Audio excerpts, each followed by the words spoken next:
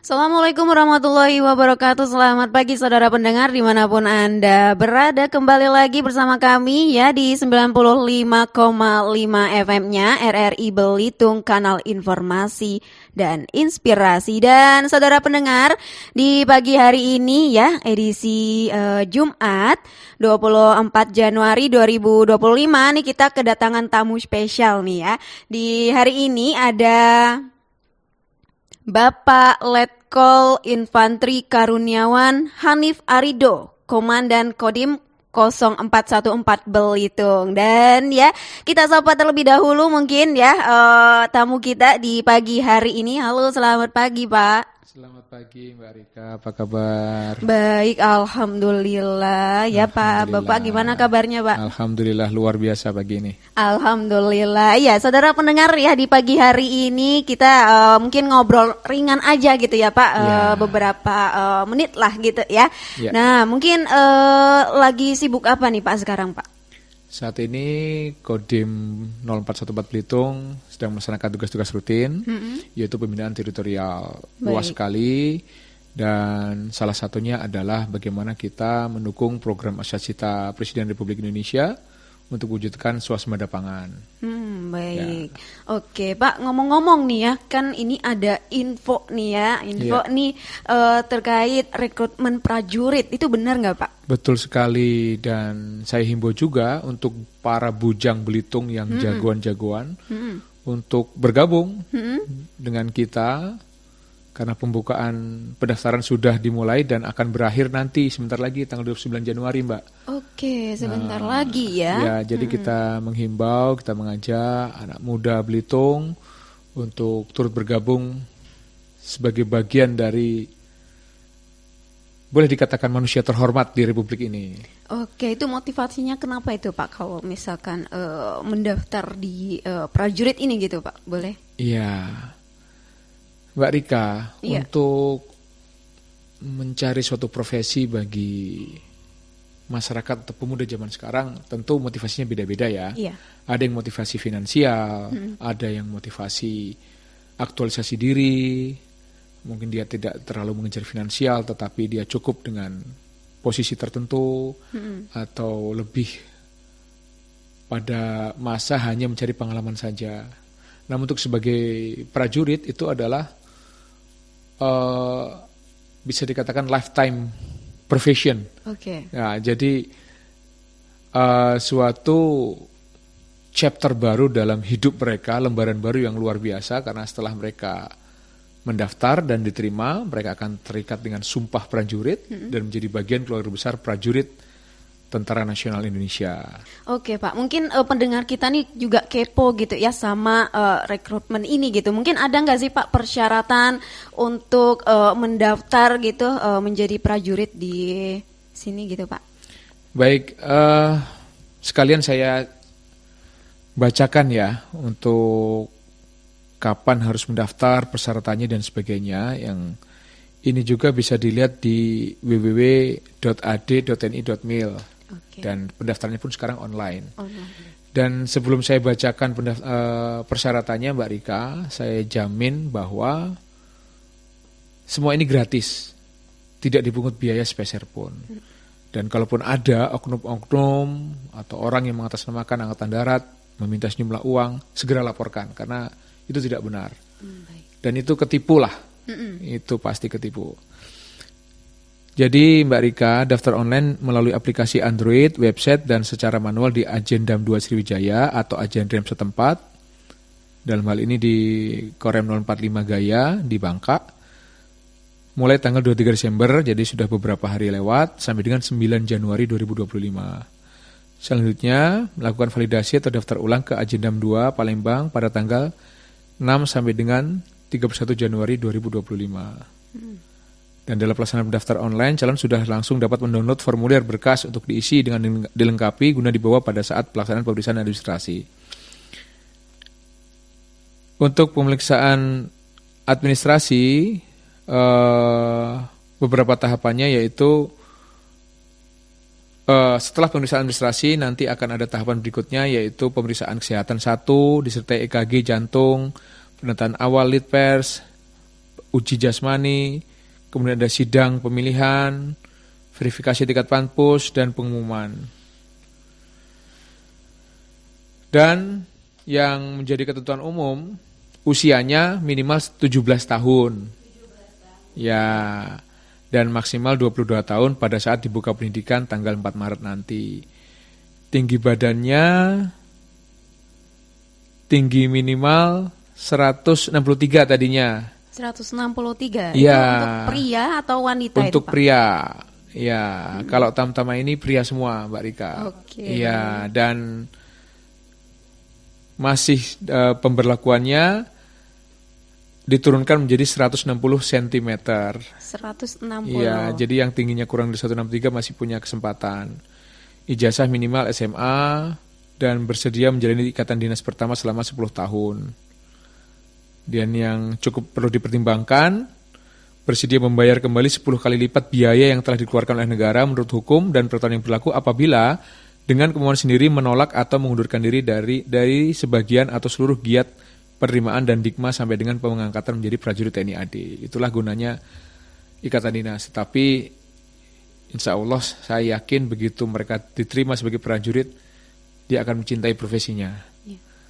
Kemudian bersedia ditempatkan dalam salah satu dari seluruh kecabangan yang ada di Angkatan Darat, serta bersedia ditempatkan di seluruh wilayah NKRI. Oke, baik. Nah, kalau ini kan juga secara umum ya, kalau saya dengar-dengar juga kalau misalkan ada tentang kesehatan gigi. Nah, kalau gigi berlubang itu boleh nggak sih, Pak, mendaftar di sini gitu kan? Kadang itu juga menjadi salah satu persyaratan juga gitu ya? Ya, gigi berlubang boleh mendaftar asalkan sudah ditambal. Oke, nah, baik. Jadi bukan berarti gigi berlubang langsung meruntuhkan cita-citanya, tidak sampai seperti itu. Baik, kalau yang berkacamata seperti saya ini boleh nggak, Pak? Berkacamata boleh? Ya, ataupun mata minus gitu boleh nggak sih, ya, Pak? Ya boleh, namun ada batasannya. Ada batasannya, saya kurang ingat berapa batasannya, namun untuk yang berkacamata masih ada kesempatan. Oke, baik. Nah ini proses pendaftarannya masih berlangsung berarti ya, Pak? Masih berlangsung dan sampai 29 Januari nanti ya kita masih bisa mendaftar online. Jadi tidak perlu datang ke kantor pendaftaran dulu, langsung sekarang kalau lagi pegang handphone, baca bismillah, siapa tahu masa depanmu di situ. Buka www.tniad.mil.id, daftarkan dirimu, Allah meridhoi kamu jadi bagian dari manusia dengan profesi terhormat. Mbak Rika pengen tahu kenapa saya selalu bilang seperti itu. Apakah kok narsis banget sih Dandim ini?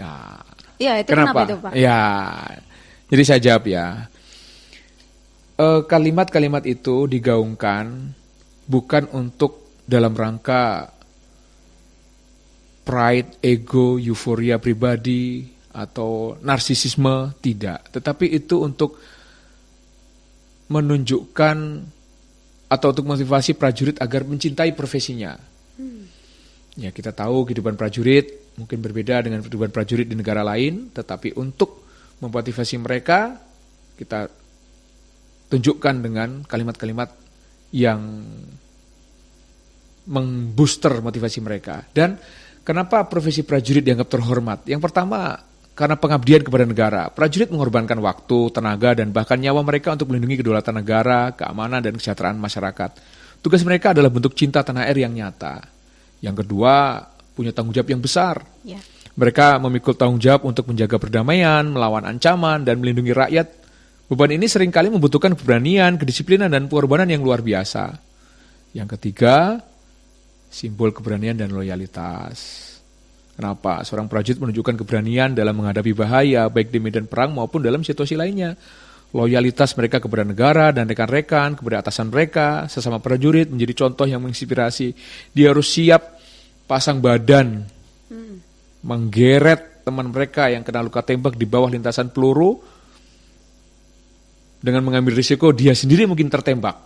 Itu wujud loyalitas. Baik. Dia siap melaksanakan perintah atasannya walaupun berat dan berisiko tinggi dan bahkan mengorbankan yang paling berharga di hidupnya yaitu nyawa mereka sendiri. Mau tahu lagi selanjutnya Mbak Rika? Boleh Pak, silakan. Yang keempat, disiplin tinggi dan nilai-nilai moral. Kehidupan prajurit didasarkan pada disiplin, integritas, dan kepatuhan terhadap kode etik militer. Hal ini menjadikan mereka teladan bagi masyarakat dalam hal dedikasi dan keteguhan. Saya tambah lagi Mbak Rika, kenapa terhormat? Iya. Yang kelima, peran penting dalam stabilitas nasional. Tanpa prajurit, keamanan negara dapat terganggu oleh ancaman internal maupun eksternal. Mereka adalah garis pertahanan pertama yang menjaga agar masyarakat bisa hidup dengan damai. Mbak Rika bisa tetap siaran, bisa berangkat pagi dengan tenang, karena eksistensi seorang prajurit. Prajurit memberikan deterrent faktor bagi negara-negara predator yang akan mengganggu kita. Kalau nggak ada prajurit, ada kemungkinan kita akan jajah kembali seperti zaman itu. Iya, berarti siap siaga gitu ya Pak? Ya, siap siaga, dan value yang ingin saya angkat di sini adalah keberadaan mereka, walaupun saat ini tidak berperang, namun deterrent factor, efek tangkal itu penting. Kalau Mbak Rika di rumah tidur sendirian, tinggal sendiri di rumah, ada kemungkinan penjahat akan datang, betul ya? Iya. Tapi kalau Mbak Rika punya abang-abang, kakak pertama, kakak kedua, kakak ketiga, badannya maco, laki-laki besar, tinggi besar, tinggal juga di rumah itu, gimana? Pasti orang mikir kan akan ganggu Mbak Rika di rumah itu kan? Yeah. Nah, itulah deterrent factor, itulah efek tangkal untuk menjaga agar tidak ada negara predator yang ingin menginvasi dan mengacaukan kedaulatan negara kita. Satu lagi Mbak Rika saya tambahkan, pengorbanan pribadi. Kenapa prajurit itu dibilang terhormat? Karena pengorbanan pribadi. Banyak prajurit harus meninggalkan keluarga, kenyamanan hidup sehari-hari, nggak bisa nongki ya, nggak bisa nongki, nggak bisa nonton konser, ya. Dan menghadapi risiko tinggi dalam tugas mereka, pengorbanan ini membuat profesi mereka dihormati oleh masyarakat. Gitu. Ternyata ya Pak ya, motivasinya itu gitu ya. Ya, yang dan memang harus di boosternya dari awal gitu ya Pak. Betul, dan apa yang saya ungkapkan tadi bukan tidak berdasar, bukan berarti saya berretorika ya atau basa-basi. Itu jawaban saya tadi dilihat dari beberapa faktor atau ada yang mendasari. Yang pertama, sejarah dan budaya. Yeah. Dalam sejarah berbagai bangsa, termasuk Indonesia, prajurit sering dipandang sebagai penjaga kehormatan dan kedaulatan negara. Nilai seperti pengabdian, keberanian, dan loyalitas sudah lama dikaitkan dengan militer. Oke, baik.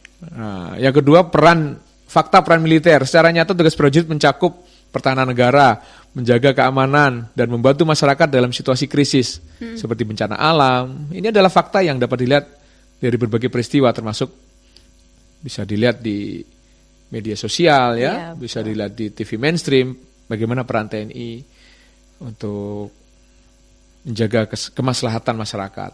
Yang ketiga, nilai universal. Profesi militer dihormati di hampir semua negara loh Mbak Rika, karena memiliki tanggung jawab besar yang seringkali melibatkan risiko tinggi. Nilai seperti keberanian, disiplin, dan pengorbanan adalah universal dan diakui masyarakat. Baik, terima kasih Pak. Obrolannya ini seru banget ya. Ini tadi dari pendaftaran terus motivasi gitu ya Pak. Untuk Pak Dandim ya, terima kasih nih udah ngobrol bersama kita kasih, di pagi hari ini ya, dan juga semoga sehat selalu ya Pak. Baik, sama-sama. Dan juga untuk rekan-rekannya juga ya, terima kasih nih udah bersama kami nih di studio RRI-nya ya. Dan juga terima kasih pendengar yang sudah mendengarkan kami hingga saat ini. Selanjutnya kami hadirkan ya beberapa musik pilihan di ruang dengar Anda.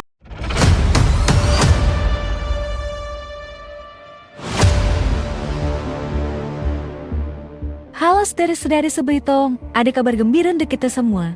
Sekarang lah dibuka lagi penerimaan Tamtam APK TNI AD gelombang 1 tahun angkatan 2025. Yuk semua bujang Belitung dan Belitung Timur bergabungkan kami. Pendaftarannya bisa online loh di tanggal 23 Desember 2024 sampai dengan 29 Januari 2025. Validasi atau daftar ulangnya di tanggal 6 Januari 2025 sampai 31 Januari 2025. Mika bisa daftar di website rekrutmennya di https://ad.recruitment-tni.mil.id/. Pendaftarannya gratis ya, tak dipungut biaya sama sekali. Yuk semua, gabungkan kami.